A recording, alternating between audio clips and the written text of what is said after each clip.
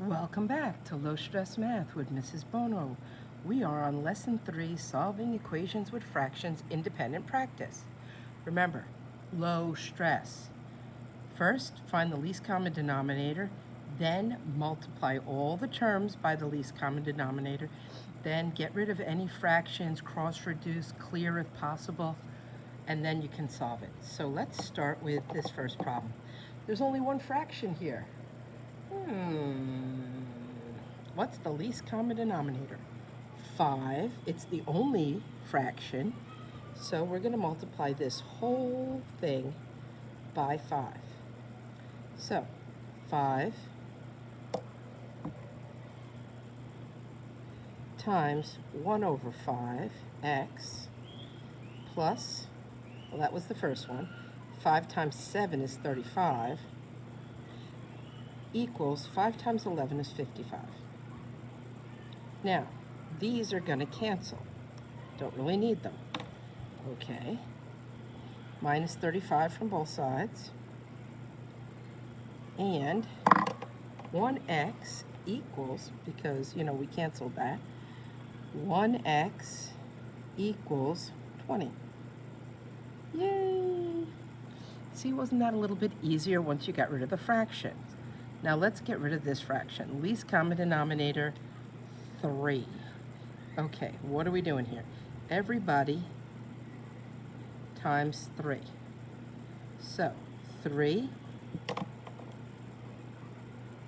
times 1/3, that's going to cancel x, plus, that was the first one, 3 times 5 is 15, equals, and then that one's going to be 3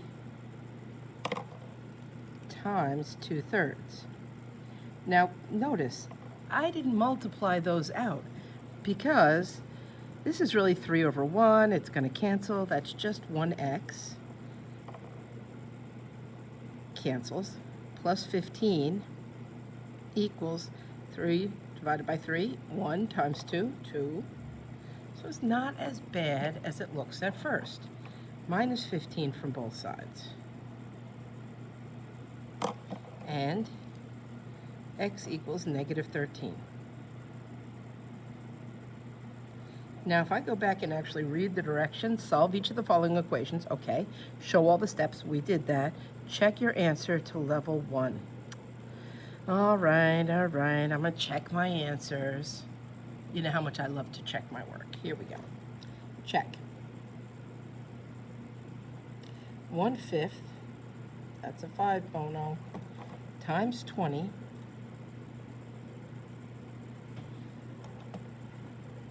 plus 7 equals 11. 1/5 of 20 is 4. 4 plus 7 is 11. 11 is equal to 11, and it checked. Yay! Now we have to do this one. Check. Imagine if I hadn't actually read the directions, I'd be losing all those points. 1/3 times negative 13, Bono, plus 5 equals 2/3. So now I'm going to have negative 13 over 3 plus 5 is actually equal to 15 over 3, and I'm going to change it because I need a denominator, 2/3. And I want to have the same denominator on everything. So 15 divided by 3 is 5, so 15 over 3. Negative 13 plus 15 is 2/3 equals 2/3, and it checks, and you could have used a calculator if it makes your life easier. Now, thank goodness, phew, got those checks out of the way. Here we go. Let us math. Now, those denominators are different. That makes it more, not difficult, but interesting. What did 2 and 3 both go into evenly? 6. 2 times 3 is 6. 3 times 2 is 6. Fine. All right, so now I have to multiply everything times 6. Okay, 6 times 1 is 6. The denominator doesn't change, the x doesn't change, the plus doesn't change. 6 times 5 is 30. equals 6 times 2 is 12, and the denominator does not change, 3. Now I just have to reduce those two fractions. 6 divided by 2 is 3x, plus 30 equals 12 divided by 3 is 4, minus 30 from both sides, and 3x equals 4 minus 30 is negative 26. Divide by 3, and x equals negative 26 over 3. I could reduce it and make it into an make my improper fraction into a mixed number. X equals negative 8 2/3. I probably would not do that. I would probably stick with this because it's easier, and you know me, I like things to be a little easier. But let's try the last problem. So, between 5 and 3, the least common denominator is going to be 15. So every term times 15. 15 times 4, 15 times 2, 15 times... All right. 15 times 4 is 60.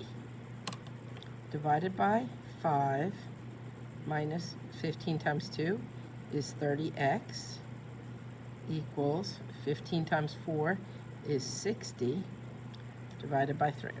You know, pens.